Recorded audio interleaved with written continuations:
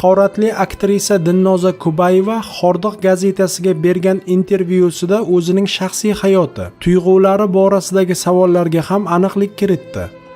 Birinchi muhabbatingiz kim bo'lgan degan savolga aktrisa shunday javob qaytardi. Birinchi va haqiqiy muhabbatim ham rahmatli turmush o'rtog'im bo'lgan. Chunki nikoh muqaddas rishta. Alloh nikoh orqali juftlikni bir qilsa, bunda boshqacha hayot bo'ladi. Rahmatli turmush o'rtog'im juda ham xokisor, oddiy va samimiy inson edi. Ayol kishi uchun Allohdan keyingi aziz inson uning eri hisoblanadi. Shuning uchun jufti halolimni nihoyatda e'zozladim, qadriga yetdim. Turmushimiz davomida 2 yil hech qanaqa filmlarga qatnashmadim. Faqat erimning roziligi bilan yashadim. Ammo shum taqdir bizni ayirdi. Yosh edi, 30 dan endi o'tganda vafot etdi. So'nggi daqiqalarda ham mendan minnatdor bo'lib, onangga rahmat dedi. Bugun o'g'limning oldida yuzim yorug', vijdonim toza.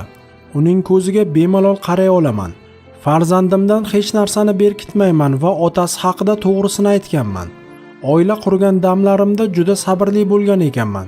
San'atni tashla deganlarida rad etmasdan san'atdan uzoqlashdim. Qo'limdan kelgani shu edi. O'limidan oldin shifoxonada yotgan paytida ham emizikli chaqalog'imni onamga tashlab kecha-yu kunduz yonida bo'ldim.